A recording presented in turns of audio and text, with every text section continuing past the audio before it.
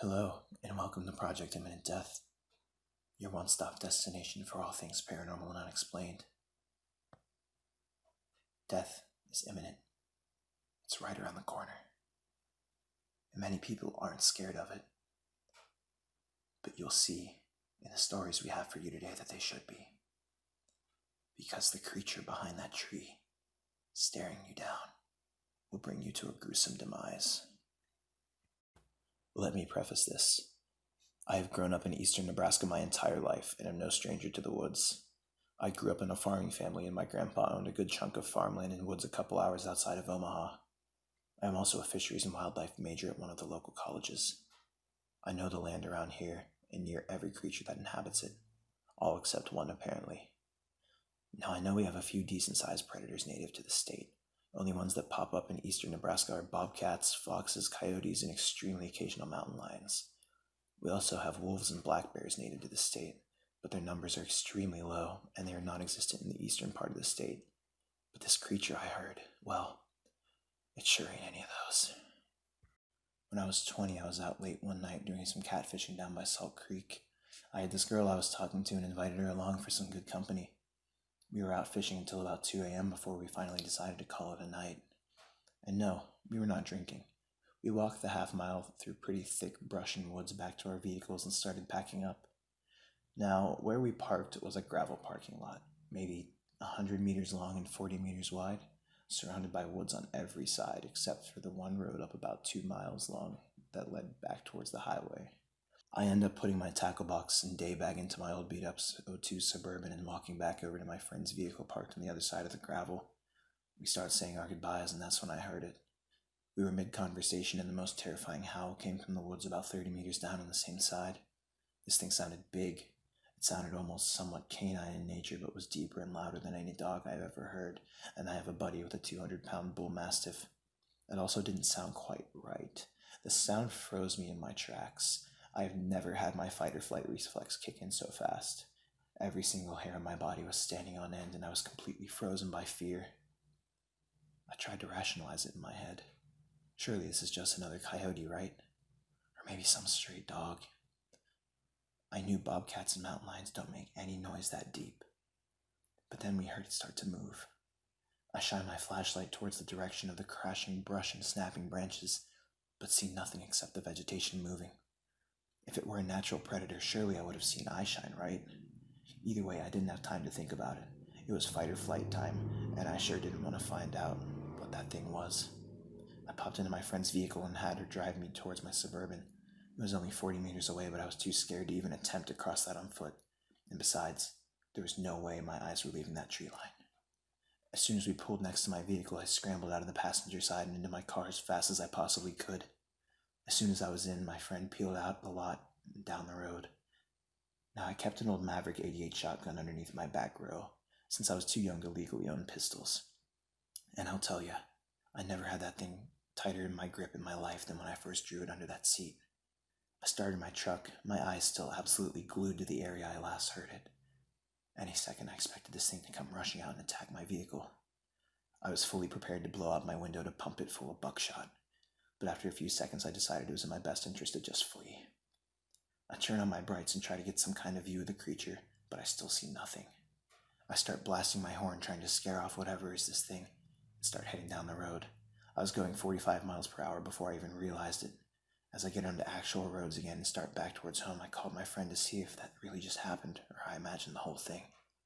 I never in my life have been scared of anything in the woods in my part of the state. But even to this day, I refuse to go back to that spot past 6 p.m.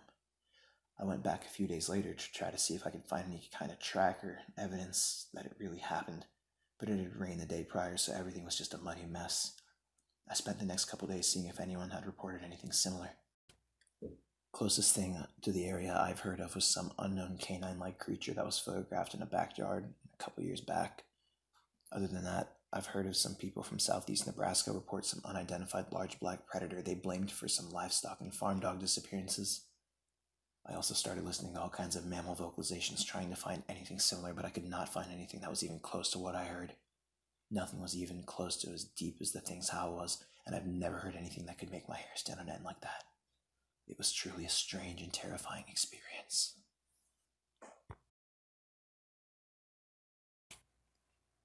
The Screeching Skinwalker.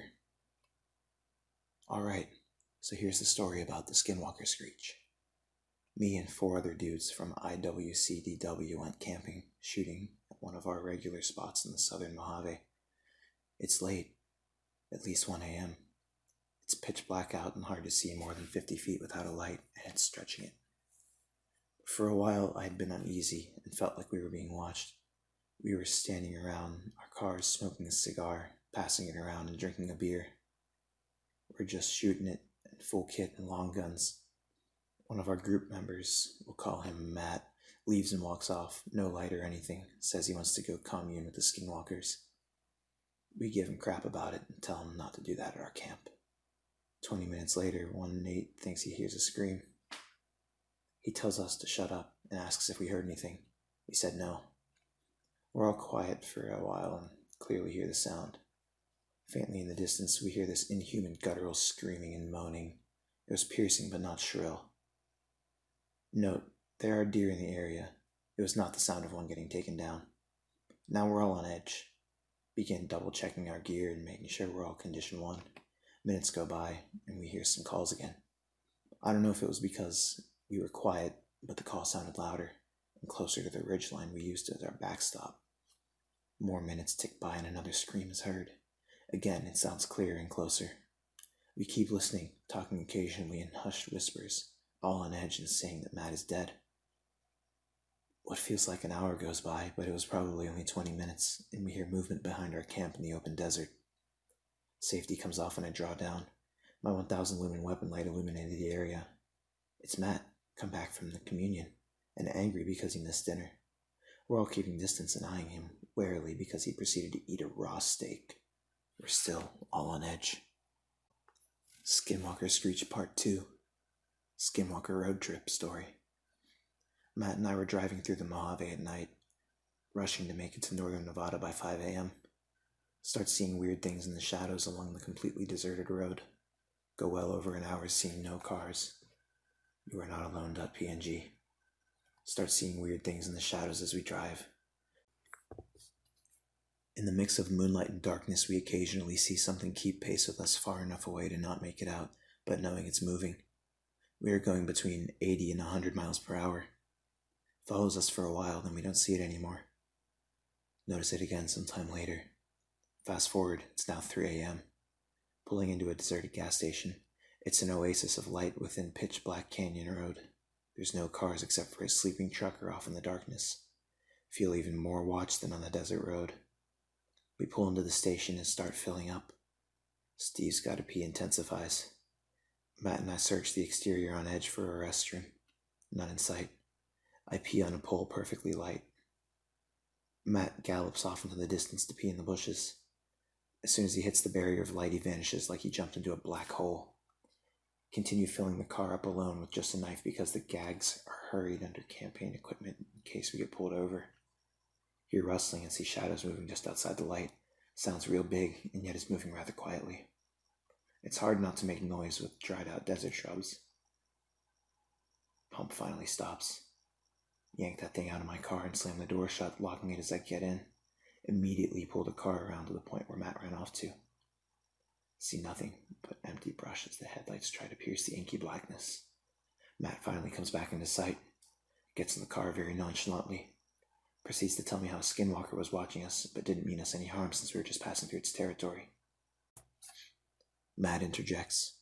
Jake, you left out the parts where it was keeping pace with us at plus 80 miles per hour.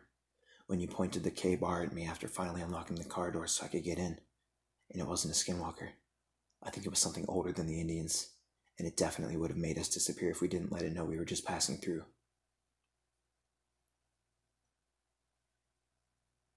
Jake says, Matt, I forget. Did you get a good look at it? Matt says no, but you don't need to when it's emitting that much of an energy. We are definitely in something's territory, and I get the feeling it would not have let us leave at first. Remember, we got out of that area pretty quickly after the gas station, like the tires got pulled out of a sludge. He says true. You could feel it was there before we got out to the car. I don't know how that trucker was asleep. Yeah, it felt like we had entered another dimension. I don't want to feel that again.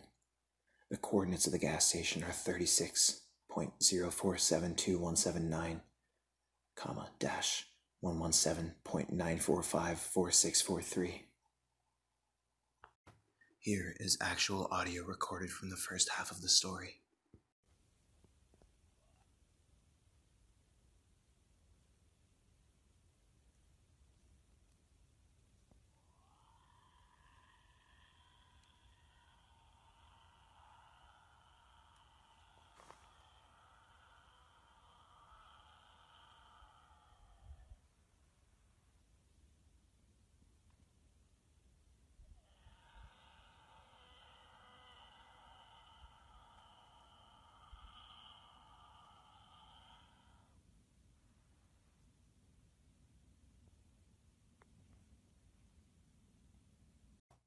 Humanoid creature in Washington.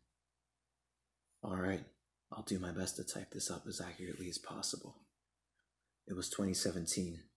Me and my friend were starting up a forge and producing very specialized and high quality tools. To advertise for them, we would go out into the wilderness to remote locations and put them through some of the most torturous conditions possible while filming. This was the easy part, as I was very well trained and knowledgeable in wilderness survival. It was November 2017 in Washington's remote Capitol Forest. Parts of the woods were perfect as you could dive in and hike into an abandoned town some 5 to 6 miles deeper in. We had opted for a smaller clearing on a hilltop that provided ample protection from wind and rain. Another nice part was my 4x4 Jeep was able to drive right into the area. I do really well in isolation. My friend was a little bit more social than I was, posting to social media quite often, which was fine with me. We'll just call him Chris to protect his identity. I suppose for this, you can call me by my real name, Tim W. We had set up camp off in one of the sides of the clearing. We had filmed ourselves setting up a primitive lean-to utilizing our tools to great effect. We set about gathering firewood and boiling a pot of water to get a start on dinner. Dark comes quickly during this part of the year. Around 6 to 7 p.m., it'd easily be too dark to see beyond the darker outlines of trees, and even our vehicles without a flashlight. I had set up a perimeter of 200 to 400 lumen LED lanterns that would be charged by a small portable solar panel the next day so we wouldn't have to constantly drain our flashlights whenever we were going back and forth to the Jeep or to the tent, and to increase the safety of the campsite so we wouldn't fall over any obstacles of a forest environment. We talked and did interviews of our campsite, as well as personal feelings about our tools and what improvements we could make and technical specs of them. We burned our paper plates and washed our cutlery and put any food we had into our Jeep, and with that, we turned into bed. I fell asleep almost immediately in my army sleeping system, sleeping peacefully. Chris snored loudly next to me just as quickly. I awake, curious, thinking I needed to pee when I suddenly heard something. Something was sniffing, huffing very loudly right next to my head. I'm from the south, and I'm no stranger to wild animals in a campsite, and with a very loud yell at the trespasser, "Get!" Something very peculiar happened. I didn't hear the mad scramble of a curious animal retreating. Nothing. No frantic step of a critter fleeing into the brush. It didn't really raise any red flags in my head, and after about 30 minutes to an hour I had fallen back to sleep, dismissed as maybe a very quiet coyote, or perhaps large wild dog. I wake up the next morning, get out, do my normal wilderness ablutions, do the normal camp duties, which includes charging the lanterns and checking the camp for any possible animal activity. Oddly enough, I didn't notice any steps in the tent's vicinity, and this was strange, but not enough to raise a red flag, as whatever it was that was smelling me was definitely big enough to leave a footprint in the soft soil. The day went on, and we invited some friends to come out to enjoy the quiet of our campsite. We did the same things we did the day prior, mostly shooting B-roll and trying our best to break our stuff. Fast forward, our friends get there kind of late, around 6, right when it got dark. My friends, while I didn't partake as I was thinking about getting a government job, smoked a couple of bowls and imbibed in some beers.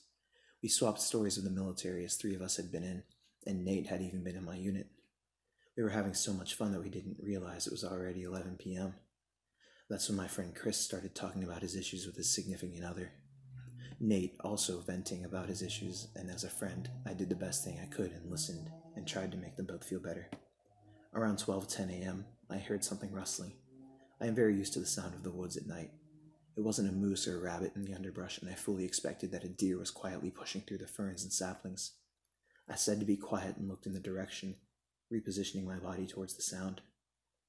Instead of raining, there was a very light snow beginning to fall as well, which was odd as there was no forecast of it in that area. Another 5 minutes go by, and I heard the rustling again. I motioned for everyone to be quiet. They complained at first because they hadn't heard it, but when they saw my face, they stopped immediately. In the darkness, I saw something that didn't quite register with my brain. I sat there stupefied. This all happened within about 5 to 8 seconds. I attribute the reason as to why I heard it and saw it first as I wasn't stoned or drunk. I see an arm about 20 feet away, inhumanly long and almost alabaster white, illuminated by the meager lamps, stretched from a clump of ferns almost outside of the perimeter of the light. This was followed by the next arm, almost 4 feet long, muscles clearly defined. Then the face. It was as if it was one of those cave creatures from The Descent, except it was more human. The eyes were set deep in its skull and it kept its head low. It was as if it knew that the light from the fire would reflect and give it away in the darkness. All I saw were the pits of the eyes. It had a long face and almost like something resembling a snout, but it wasn't. At this point in my mind, a rifle was appropriate. It was immediately in my hands, as it had been on the tree next to me. This thing only exposed its torso, its arms, and some of its thigh, but it was crawling on all fours. Chris, suddenly turning his head, having seen my face, saw it and loudly exclaimed, "Dude!" Something happened to my thinking. I had never seen something like this before. It was completely new. I've had my share of dealing with crackheads in Seattle and Tacoma. My brain had decided to slot this thing into the region of those areas. My military training also taught me not to shoot at something that hadn't attacked me yet, even though I was scared out of my mind. However, since I was trained and my thought processes were in overdrive at this point, I had decided, yes, this thing is stalking us in the woods in the middle of the night and was directly behind my friend, trying to get as close as possible, and was thwarted by the perimeter lights. Had we not set them up, we probably would have never seen it, only heard it. It was at this time I raised my rifle and took aim.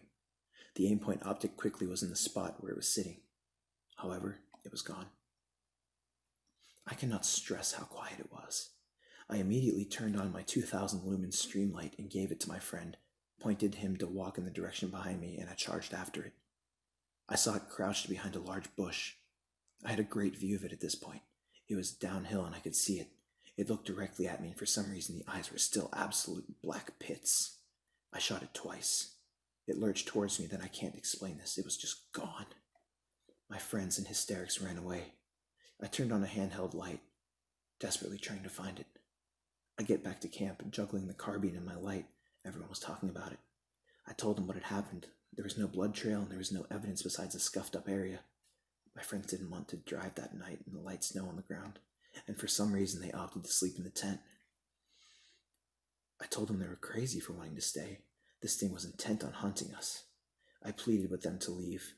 They were stoned and drunk and couldn't drive, which was a good reason, honestly. I couldn't argue with that. Chris decided to sleep in the tent with a 12-gauge shotgun with buckshot and slugs as backups. I had told them I was confident my shots connected, and they reasoned that it probably had died. I told them that at that point I was not going to sleep in the tent and I was going to sleep in the Jeep. They head into the tent. It's about 12:45 a.m. now. I head to my car, the rifle pointed down at the Jeep floor next to me, at the ready.